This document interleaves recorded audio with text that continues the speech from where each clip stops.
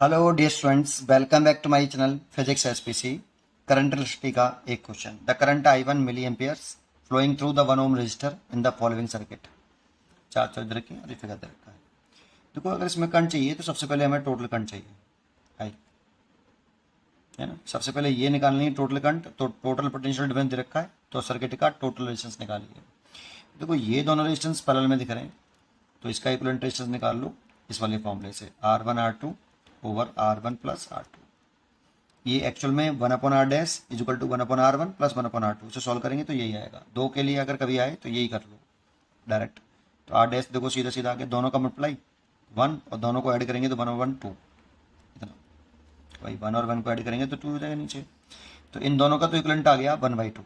तो ये circuit diagram कुछ इस तरह से बन जाएगा। ये 1/2 ओम और ये 2 ओम और ये आपका 2 ओम था नीचे। ये बनाने की जरूरत नहीं थी, समझने के लिए बना दिया मैंने। ये 1 वोल्ट। अब ये दोनों सीरीज में देखो तो इसका 8 डबल डैश आ जाएगा 1/2 प्लस 2, 4 1 5, 5/2 ओम। ये एम्पियर नहीं ओम, ठीक है। चलिए, तो इसका आपका एक और डायग्राम बना लिया मैंने। ये इसका ये 5/2 ओम आया और इसका आपका यहाँ पे आया ये 2 ओम और ये बैटरी लगी हुई है 1 वोल्ट, है ना।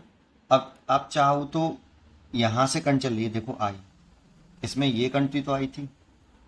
अब इसे हमें दो पार्ट में डिवाइड करना था। यहाँ पे मान लो ये ए पॉइंट है, ये वाला पॉइंट बी है, तो ये पॉइंट ए है, ये वाला पॉइंट बी है, ये पॉइंट ए है, ये पॉइंट बी है।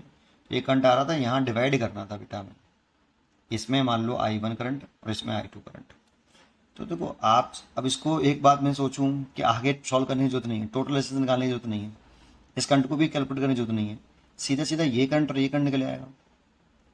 हमें टोटल करंट थोड़ी पूछिए। अगर पूछता तो पहले हमें टोटल रेजिस्टेंस निकालना पड़ता, फिर टोटल करंट निकालनी पड़ती V/R से, तो ये करंट निकल आती। फिर कंपाउंडेंडो और डिविडेंडो मेथड लगा के फिर इसमें आपको करंट को डिवाइड करना पड़ता, फायदा नहीं है।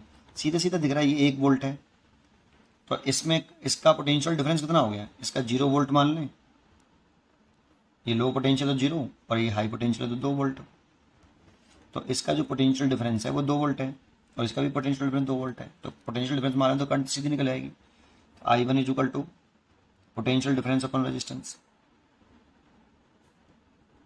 तो पोटेंशियल डिफरेंस कितना है, 2 माइनस के 0, 2 वोल्ट। और करंट रजिस्टेंस कितना है, 2, है ना।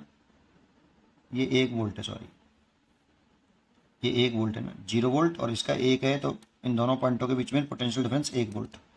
तो 1 वोल्ट है, तो 1/2 एम्पियर आ गया बेटा। इसमें करंट आ गई आपकी 1/2 एम्पियर। इसमें करंट देखें I2, तो I2 is equal to potential difference 1 और रेजिस्टेंस है 5/2, 5/2 तो 2/5 एम्पियर।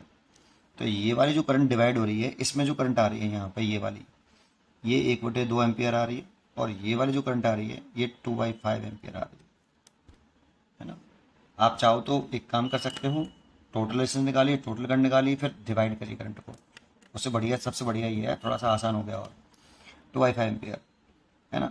अब यहाँ पे आके देखो, ये करंट डिवाइड हो रही है लेकिन ये रेजिस्टेंस इक्वल है, ये रेजिस्टेंस इक्वल है बेटा। अगर रेजिस्टेंस इक्वल होती है तो करंट इक्वली डिवाइड होती है।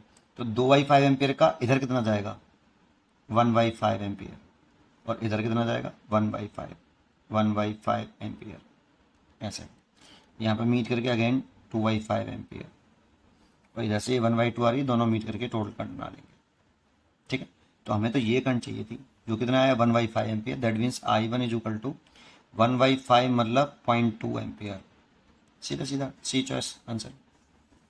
उम्मीद करता हूँ कि आपको ये जरूर समझ में आया होगा। पढ़ते रहिए और खुश रहिए।